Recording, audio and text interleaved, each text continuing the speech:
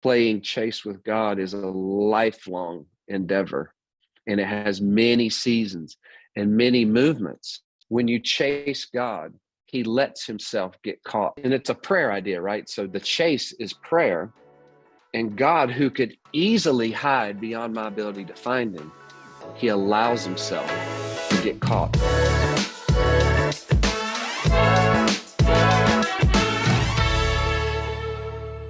Hey guys, welcome back to the Certain Success Podcast. I'm your host, Matt Fagioli, and back with me today is my buddy, my neighbor, now best-selling author for 2 days, Chris Morgan. Exactly. What's up, man? Good to be back. And anybody can do something for 2 days, right? So it's like, but yeah, I'm happy to be here, and thank you for giving me just a minute to let more people know about releasing this book, and excited about it.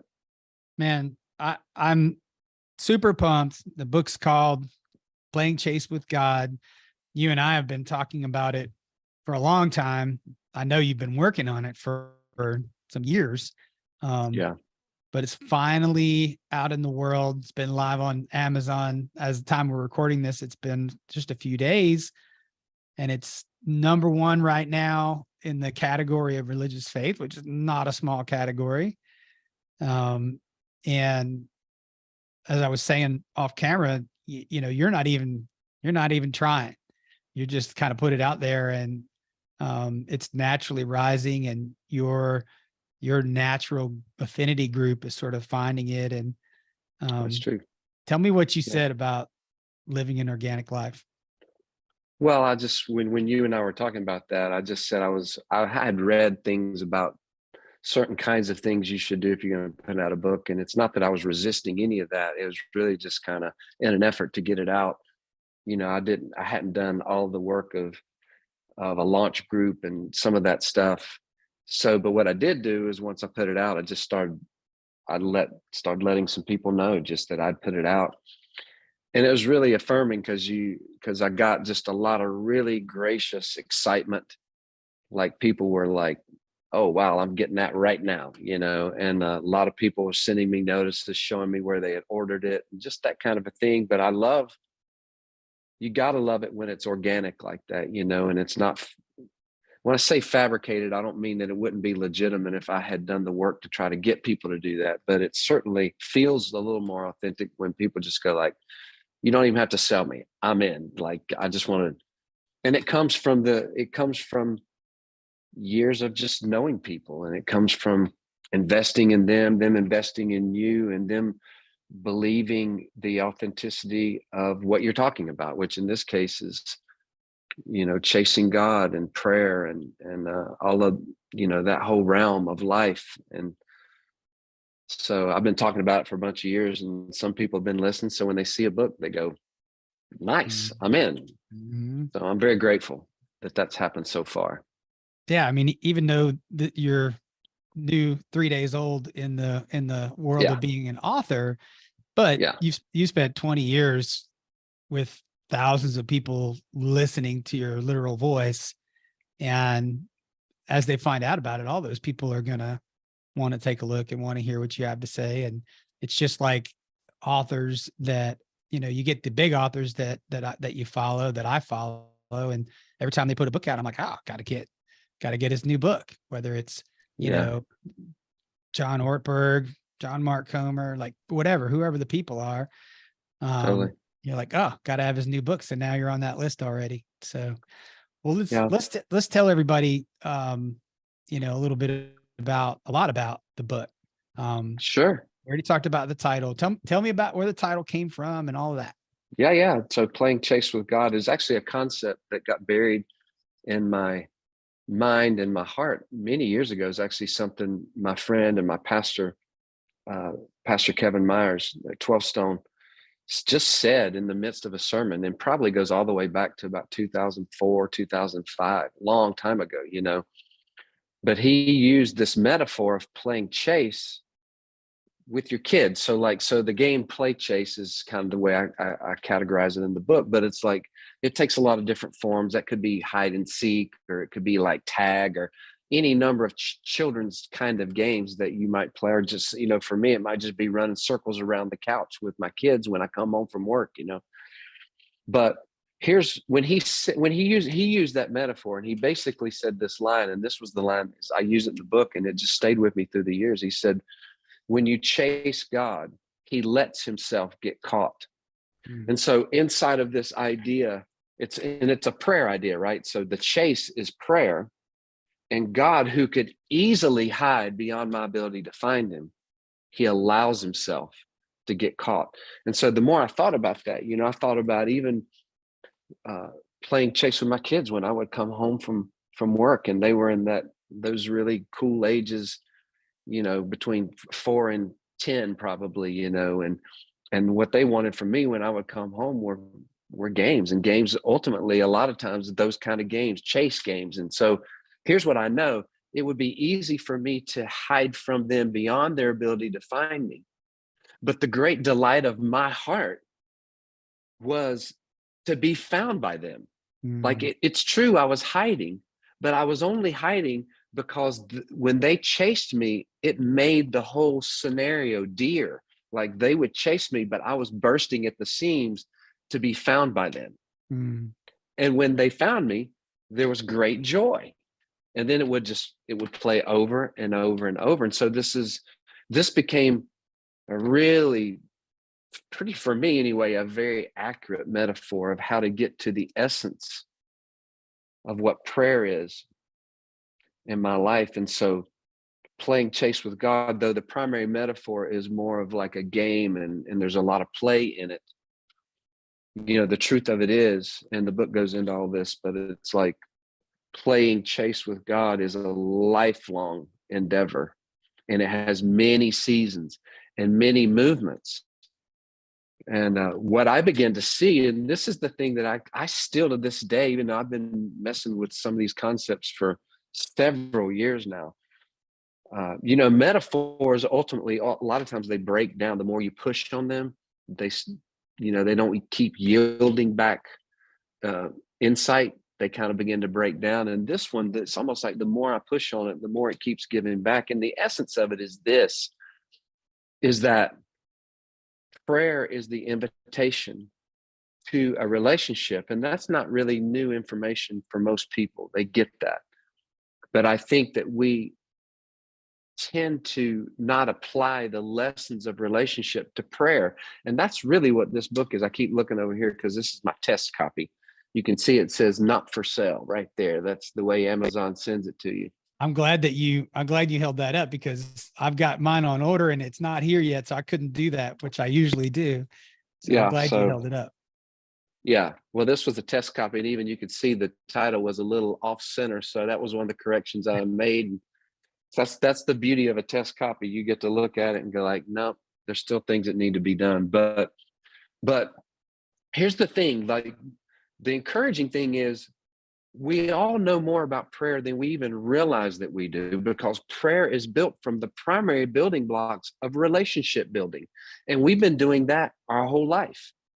Like there's really nothing we've been doing any longer than building relationships with people on earth. Our big failure is that we fail to take those same really practical blood, sweat, and tears, earthly lessons about what it means to build a relationship with somebody else, and then apply those to prayer. And that's what this book is the subtitle is Moving Forward Through the Unscripted Rhythms of Prayer. And so the unscripted rhythms of prayer are really the unscripted rhythms of relationship that you're already doing in multiple fronts in your life, but you probably aren't doing it in your primary relationship with God. And as soon as you make that connection, for me, sparks begin to fly, begin to go, oh my gosh. Like all the places that I tend to get stuck in my pursuit of God through prayer can be decoded and demystified when I begin to apply that kind of thinking. So does that make sense? Well, I want you to go deeper on unscripted rhythms, because I think I know what you mean, but I bet we could all use a little bit more. Yeah. So think about like this. So think about like relationships in and of themselves are very predictable. Like the point at which you and I decided to be friends, there were very practical and predictable things that begin to surface, or things that we would have to do. And they're not like big secrets. It's the least of which is like, if we're going to be friends, we're going to pull out one of these and we're going to look at our calendar and we're going to go like, hey, are you available? And we'd coordinate, and then we'd figure it out, which we began to do, right? A couple of years ago, to get more intentional about meeting up. Well, that's an example of a rhythm. Like there are things that relationships predict will happen, but here's the key, or one of the keys, is they're not scripts. Like, even though it's predictable, the things that will happen as you and I start building a friendship were predictable, but they're not scripted. You still have to live them. So in other words, I can't come to a friendship with you and read from some kind of, script as if that was the relationship building secret. No, it doesn't work that way. Relationships are never built off of scripts. They're built off of unscripted, predictable rhythms. So like, as an example, this just gives you, like the chapters in the book are, I have this memorized, but I'll just to make sure I don't mess it up. But it's like, show up, open up, right? Protect momentum, start listening, keep rhythm, hike the distance, the journey of maturity. So it's like, these are all rhythms that already exist inside of every important relationship that you're building. But what this book is trying to do is to take those same rhythms and pull them over into the area where we're building a life with God, and show how that begins to work out. So it's not really a how-to book. It's more of a, how should you be thinking about prayer so that you can now go build your own prayer movement for yourself. And I think that's very empowering. It's like, I actually would, this is the way I'm built anyway. I would much rather you tell me how to go do the work myself than tell me what to go do. That makes sense? Yeah. It's like, here's how you should think about it. I think unscripted rhythm is starting to make sense to me because, in our friendship, or any friendship between two people, you're going to take the time to do the scheduling and do those mechanical things. But once we're in a room or on the Zoom or wherever we are, there's no script. We're just talking. And, right. and I think that's a piece of what you're getting at with God, and what's so powerful when the relationship with God, when you allow it to get there, it only takes 1 second to get there, but you have to allow it to get there, to be that. Well, it's like, yeah. And it's like, so let's like, again, very practical. The first chapter is just about showing up. Like, no relationship in your life ever develops if you don't show up to the relationship, both internally and externally. But then the second chapter really pertains to what you're talking about. It's not enough just to show up. You actually have to learn how to open up. Because the secret to prayer is that prayer has never been about prayer. Prayer is about presence. It's about making a connection with God. And prayer, the activity of prayer, is just the tool whereby that can happen. But if I make the point about the tool, I can end up practicing the activity of prayer, but missing the goal of prayer, the point of prayer, which is to actually build history with God. Make connection. Well, this is the thing. We make connection with God in today, but when we do that day on top of day on top of day on top of day, then the really good stuff happens, which is we build history together. And see, you and I started 2 years ago, whatever, by starting to put it on the calendar, and we showed up. But then we actually began to talk about things that mattered to you and mattered to me. And so we began to open up. But then you do that over and over and over and over again. Well, now you've actually built history. And when you and I build history, same with God, when you build history, that builds trust. And the conversations go to different places because you now have a history together. And so the prospect of a life where you can build that with God, I think, is a very compelling prospect, and one that I've tried to live. And this is just me trying to put it in words and to talk about it. Well, I think one of the things that that I bet your book is going to do for a lot of people is unlock what that even looks like, because I don't think that most people have gotten there in their prayer life to understand it at the level that you understand it, and be in that. Man, I just hung on the subtitle now, the unscripted rhythms, as we are unpacking what that explains about the depth of relationship. Yeah. Well, I love the tension that lives in think about it, unscripted rhythms. So rhythms is saying something that happens over and over and over and over, right? So we know that there are things that do happen over and consistently, and we build those things and we reinforce rhythms in our life that cause the same things to happen over and over and over. But inside of those things over here, it remains unscripted, because that's the way every relationship works. Now, that doesn't mean I don't have tools that I use to help get me moving forward in my conversations with God. I have those, and have included a lot of the really practical things that help grease the wheels, if you will. But it doesn't change the fact that even though I use certain things, and I may use them over and over again, inside of my use of these things, that these mechanisms that help prayer move forward, it still remains unscripted. So in other words, I'm not just showing up and reading my way through the Lord's Prayer and or saying words that sound very churchy, Jesus-y, and amen, and then call it good, or not even like restricting it to like this 15-minute devotion at the front end of my day or at the back end of my day. It's not limited to that.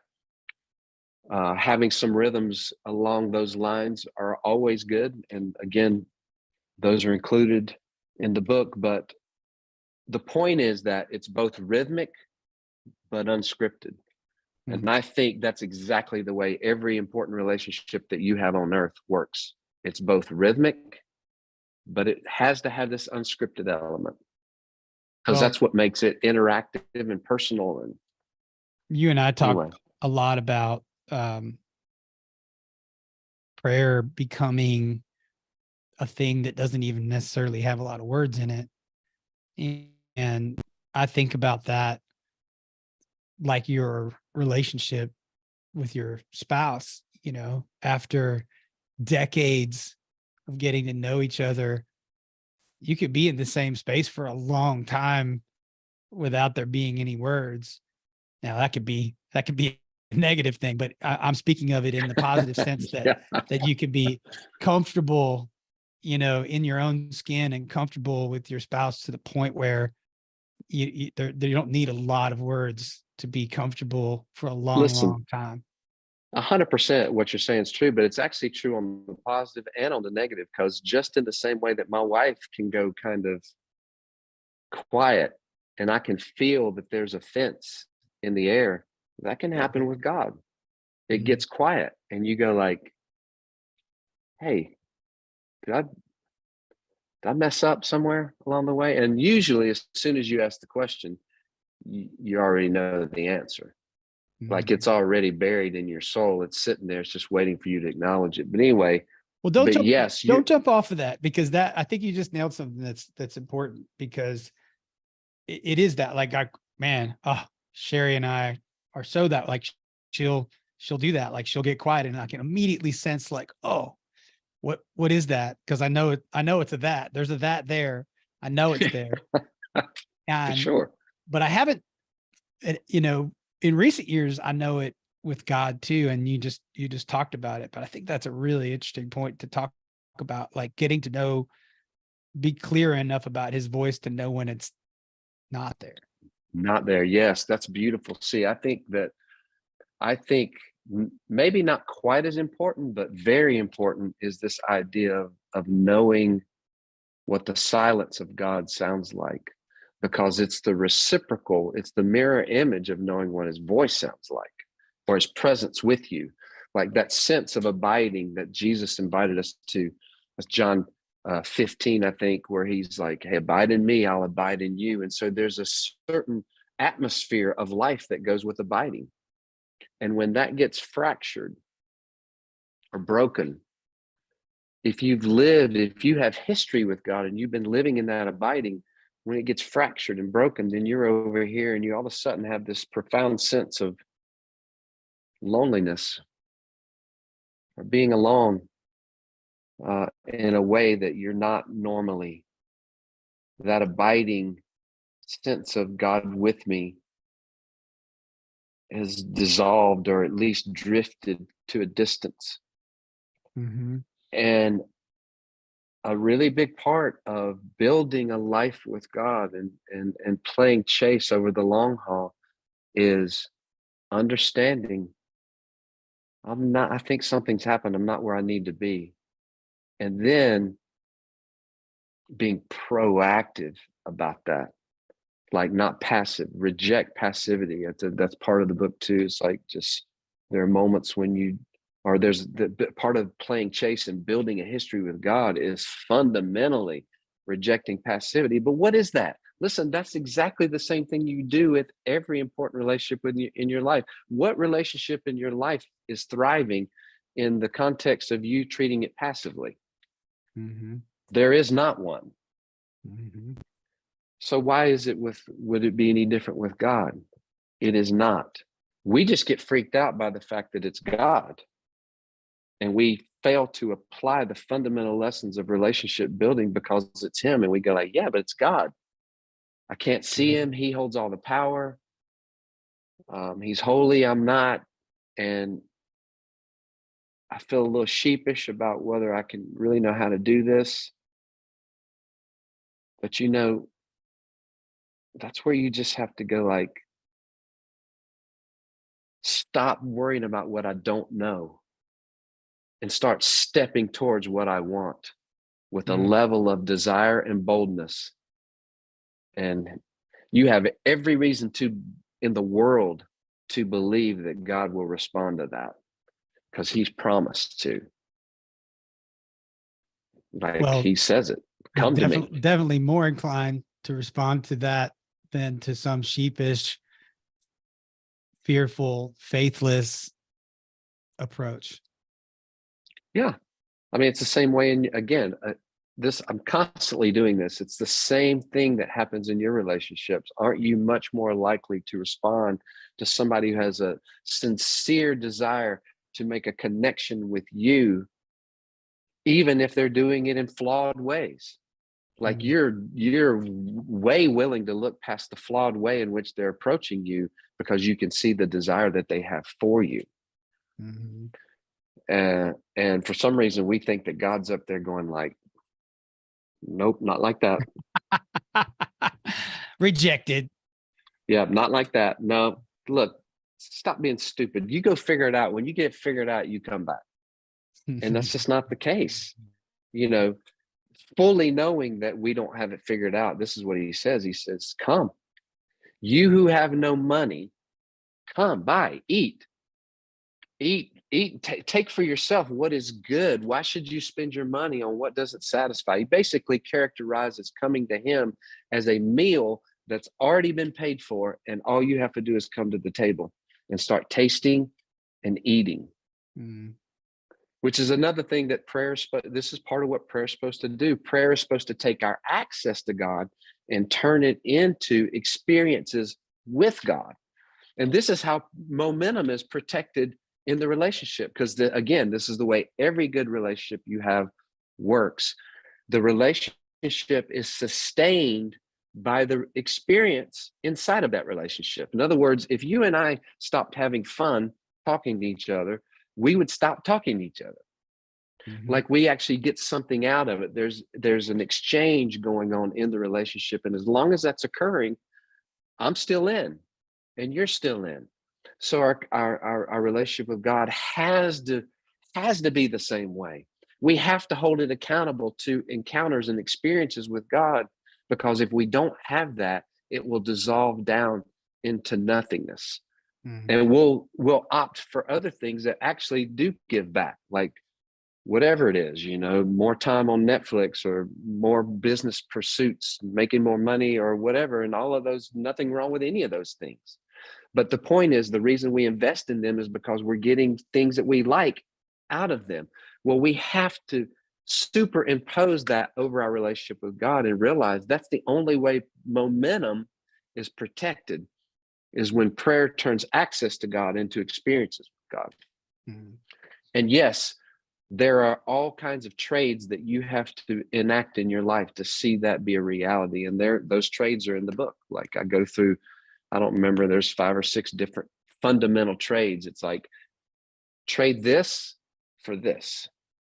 And when you do that, you actually are making yourself a candidate for experiences with God. And when you have experiences with God, that protects momentum in your relationship with God. Dude, I cannot wait to get my copy. I feel like I know every word of it anyway from all the conversations, but cannot wait to read it cover to cover. And, you know, I've already scripted out how I want you to sign the front of it. Like, you know, Matt, you changed my life and I never could have written this without you, or something like that. That's partially true. Actually, keep your eye open, because I'm getting ready to release a blog that's I've already written it, and it's called Why I Wrote a Book. And you actually get a feature moment in the blog. You made the cut.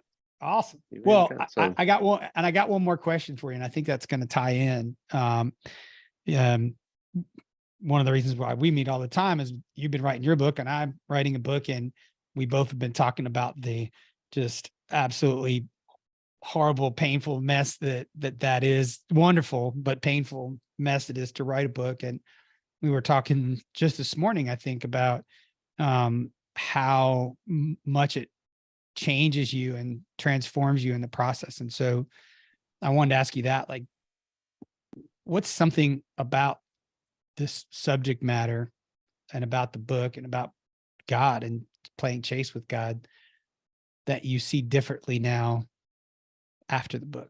I would say 2 things.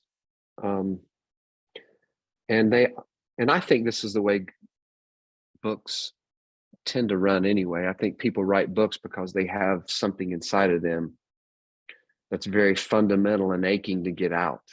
That's the reason you write a book, right? You try to get a message out on page. But what happens in the process of getting it out is it becomes clearer. Like you actually see, I could feel that it was in there, and I had sort of a framework of how this all went together. But now that I've actually written it out, it becomes clear. So I would say first, like, my conviction about building history with God and just dedicating a life that's day upon day, week upon week, year upon year, until it turns into a lifetime. I'm feel as excited and dedicated to that process for my life as I ever have. And it's more clear to me now that I've actually articulated it to myself. And really, that's a good way of thinking about really what this, at least this is for me. Yes, I wanted it to be, I wrote it to be helpful for people, but honestly, it's me talking to me. Mm-hmm. It's me going like, hey, this is what this is. And then this goes to this and this to this. And so clarity was first of all. And then secondly, this is where the book begins to skew as it gets towards the end of the book. There's this stewardship that I believe God has given those who follow him. There's a stewardship of which prayer is a primary manifestation. There's a stewardship of his kingdom on the earth.